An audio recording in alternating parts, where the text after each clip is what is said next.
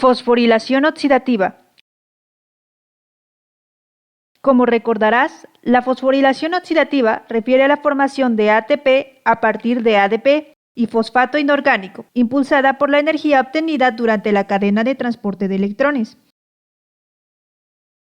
En el video anterior se explicó cómo los electrones de las coenzimas reducidas transitan por el sistema de transporte de electrones y llegan al oxígeno, por lo que en esta ocasión nos centraremos en explicar cómo el gradiente de protones en la membrana, generado a partir del tránsito de dichos electrones, colabora en la síntesis de ATP. La teoría quimiosmótica de acoplamiento fue propuesta por Peter Mitchell en 1961, quien, tras haberse acumulado suficiente evidencia que apoyaba la quimiósmosis, recibió el Premio Nobel de Química en 1978. El mecanismo quimiosmótico se puede describir de la siguiente forma. La energía de oxidación originada por el transporte de electrones se emplea para bombardear protones desde la matriz mitocondrial hasta el espacio intermembrana, generándose un gradiente electrónico y un gradiente de protones a través de la membrana interna. A la suma del gradiente de protones y el potencial eléctrico se le denomina fuerza protón motriz. La matriz mitocondrial adquiere un potencial eléctrico negativo debido a la baja concentración de protones, mientras que la alta concentración de protones en el espacio intermembranoso disminuye el pH del espacio intermembrana y le proporciona un potencial electrónico positivo. Los protones acumulados en el exterior de la membrana solo pueden volver a la matriz mitocondrial por medio de conductos en la membrana, debido a que el resto de la matriz es impermeable a ellos. La energía generada por la fuerza del movimiento de protones es aprovechada por un complejo enzimático de la membrana mitocondrial interna, conocido como ATP sintasa, complejo 5 o complejo F0-F1, el cual cataliza la síntesis de ATP a partir de ADP y fosfato inorgánico. La ATP sintasa es una de las estructuras más complejas de la membrana mitocondrial y consiste en dos subcompartimentos. Componente F0. El componente F0 se encuentra embebido en la membrana. Este complejo contiene tres tipos de proteínas integrales, A, B y C. Posee una copia de A,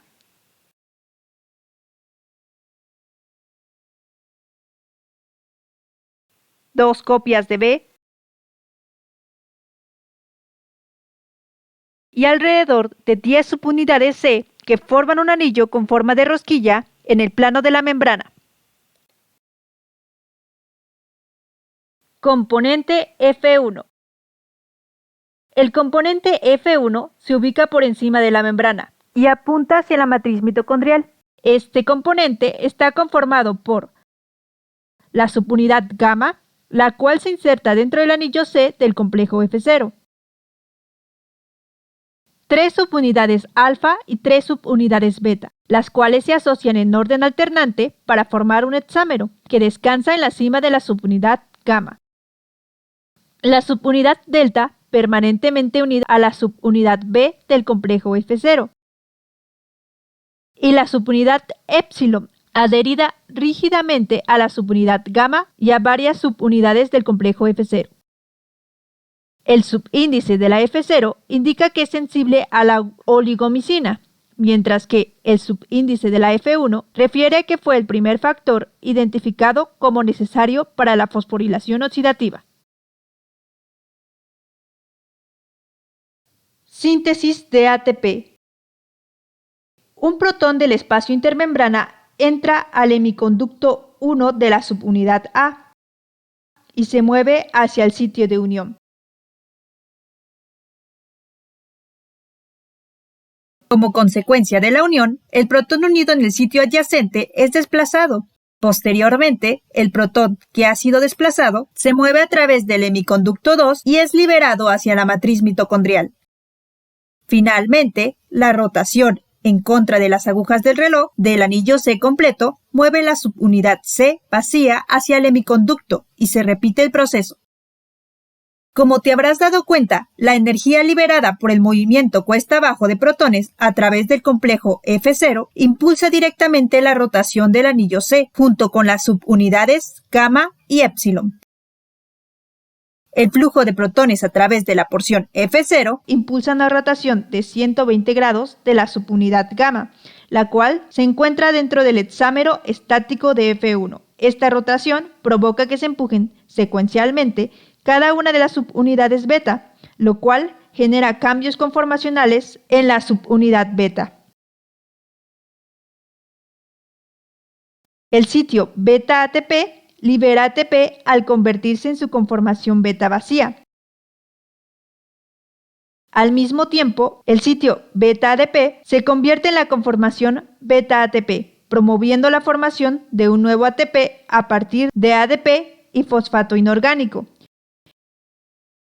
Mientras que el sitio beta no ocupado se convierte en un sitio beta ADP que une débilmente a ADP y fosfato inorgánico.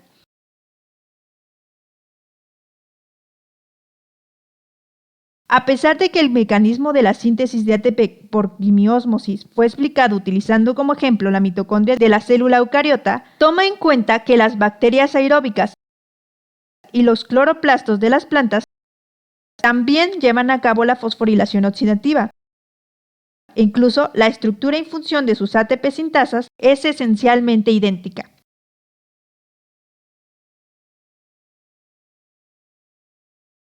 Actualmente se cree que para producir una molécula de ATP se necesitan 4 protones, 3 para impulsar el rotor de la ATP sintasa y 1 para transportar el fosfato inorgánico a través de la membrana mitocondrial, pues el ADP puede transportarse gracias a la salida de ATP. Inhibidores de la síntesis de ATP. La síntesis de ATP puede ser inhibida por la oligomicina y la venturicidina, antibióticos tóxicos que se unen a la ATP sintasa de la mitocondria. Algunos desacoplantes químicos, como el 2,4-dinitrofenol y el carbonilcianuro P-trifluorometoxifenildihidrazona, son ácidos débiles y pueden difundir fácilmente a través de la membrana mitocondrial, entrar a la matriz y liberar un protón, afectando el gradiente de protones. Rendimiento de ATP. En la cadena transportadora de electrones, por cada par de electrones transferidos al oxígeno molecular, se bombean 4 protones por el complejo 1, 4 por el complejo 3 y 2 por el complejo 4. La evidencia actual sugiere que por cada par de electrones transferido desde el NADH al oxígeno molecular, se bombean 10 protones desde la matriz mitocondrial.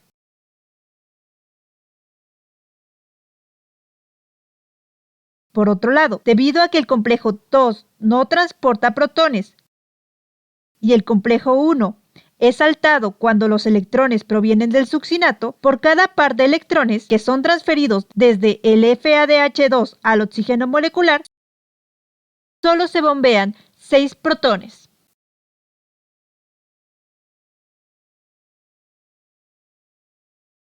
Considerando lo anterior, la reoxidación de cada NADH da lugar a la síntesis de alrededor de 2.5 ATP, mientras que la reoxidación de cada FADH2 da lugar a aproximadamente 1.5 ATP. Volvamos a revisar algunos de los procesos de la respiración aeróbica. La glucólisis. En la glucólisis se producen 2 ATP debido a la fosforilación a nivel sustrato y 2 NADHs que posteriormente son convertidos a ATP por fosforilación oxidativa. Como resultado, se obtienen entre 5 a 7 ATPs.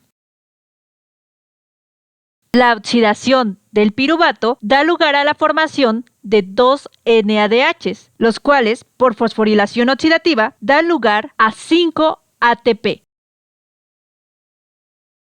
El ciclo de Krebs produce 6 NADH y 2 FADH2. así como también se obtienen 2 GTP, los cuales son equivalentes a 2 ATPs. El NADH y el FADH2 dan lugar a 15 ATP y 3 ATP respectivamente, debido al proceso de fosforilación oxidativa. Si sumamos los ATP producidos por cada uno de los 3 productos del ciclo de Krebs, obtenemos un total de 20 ATP.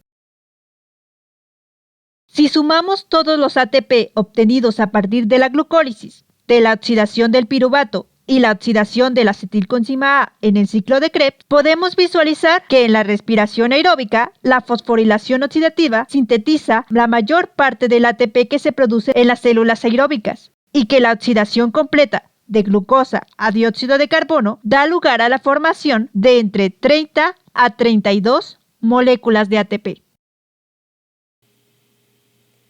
Si tienes alguna duda, puedes revisar las referencias.